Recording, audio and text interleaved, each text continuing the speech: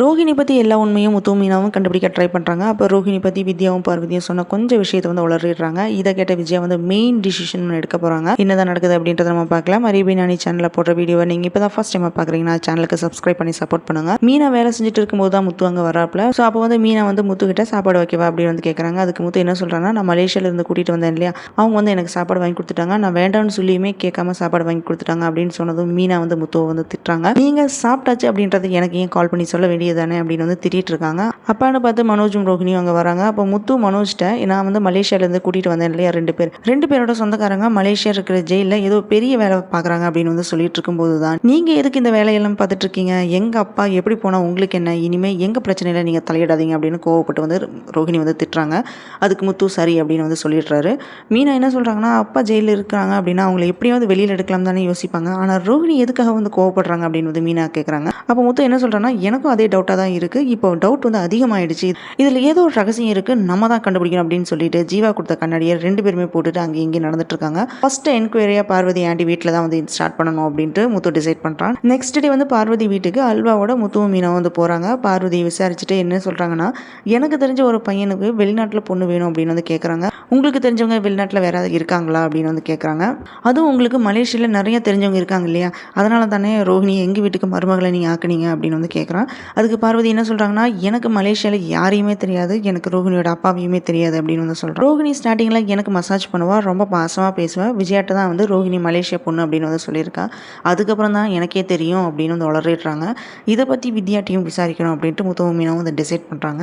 அங்கே வித்யா வீட்டுக்கு வந்த முருகன் வண்டிக்கு வந்து திருஷ்டி கயிறு எல்லாமே வாங்கி கொடுத்துட்டு வித்யாட்ட வந்து மேரேஜ் ஆகிடுச்சா அப்படின்னு வந்து கேட்குறான். அதுக்கு வித்யா இல்லைன்னு வந்து சொல்கிறாங்க. இந்த மாதிரி சொன்னது கேட்ட உடனே ரொம்ப சந்தோஷப்பட்டுட்டு நான் கிளம்புறேன் அப்படின்னு சொல்லிட்டு முருகன் வந்து அங்கேருந்து கிளம்பி போயிடுறான். மீனா வந்து வித்யாவோட வீட்டுக்கு வந்து பூ கொடுத்துட்டு அப்படியே நல்லா விசாரிச்சுட்டு இருக்காங்க. அப்போ முத்துக்கும் மீனாக்கும் இடையில இருக்கிற லவ்வை பற்றி வித்யா வந்து கேட்குறான். அப்போ ரோஹிணியும் மனோஜும் தானே லவ் மேரேஜ் பண்ணிக்கிட்டாங்க, அவங்க கிட்ட கேட்கலாமே அப்படின்னு கேட்டதும், அதை எங்க அவகிட்ட கேட்க, ஆல்ரெடி அவளே வந்து 10 லட்சம் டென்ஷனில் வந்து இருக்கா அப்படின்னு வந்து சொல்கிறாங்க. இந்த மாதிரி சொல்ல ஸ்டார்ட் பண்ண உடனே மீனா வந்து பாயிண்டை பிடிச்சிட்டு ரோஹிணியை பற்றி வந்து கொஸ்டின் பண்ணுறாங்க. அப்போ வித்யா என்ன சொல்கிறாங்கன்னா, ரோஹிணி எனக்கு காலேஜ் படிக்கும் போது தான் தெரியும் அப்படின்னு வந்து சொல்லிடுறாங்க.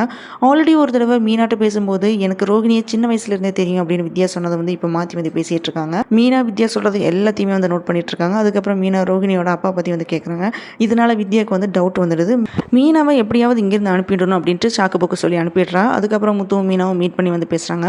அப்போ வித்யா வந்து டிஃப்ரெண்ட்டாக மாற்றி பேசுகிறாங்க. முன்னாடி பேசுனது இப்போ வந்து அப்படியே வந்து மாற்றி பேசுகிறாங்க அப்படின்னு மீனா சொல்லிட்டு இருக்காங்க. இவங்களுக்கு இடையில இருக்கிற விஷயத்தை வந்து சீக்கிரமாக வந்து நம்ம கண்டுபிடிக்கணும் அப்படின்னு முத்து சொல்லிட்டு இருக்காங்க. மீனா இந்த மாதிரி வந்தாங்க, விசாரிச்சாங்க அப்படின்ற எல்லா விஷயத்தையுமே ரோஹிணிட்ட வித்யா வந்து சொல்லிடுறாங்க. நான் எதுவுமே சொல்லலை, நீ கேர்ஃபுல்லாக இருந்துக்கோ அப்படின்ட்டு வித்யா சொன்னது கேட்ட உடனே ரோஹிணி வந்து ரொம்ப ரொம்ப கோவப்படுறாங்க. அப்போ மனோஜ் என்ன அப்படின்னு வந்து கேட்குறான்.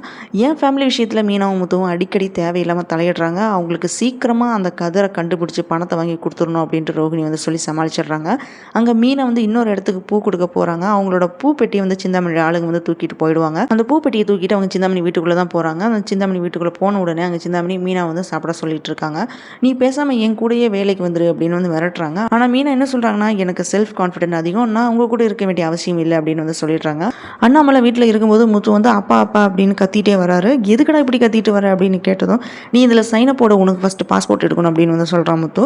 நம்ம எல்லாருமே மலேசியாவுக்கு போவோம் அப்படின்னு முத்து சொன்னதை கேட்ட உடனே ரோஹிணி வந்து ஷாக் ஆகி அப்படியே வந்து நிற்கிறாங்க.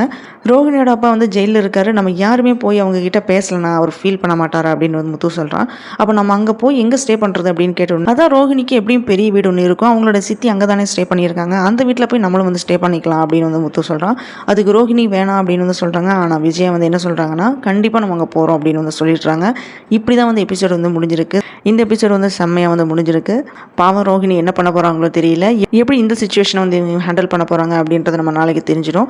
இந்த வீடியோ பிடிச்சிருந்தனால லைக் பண்ணுங்கள், ஷேர் பண்ணுங்கள், அரேபியன் அணி சேனலுக்கு சப்ஸ்கிரைப் பண்ணி சப்போர்ட் பண்ணுங்கள்.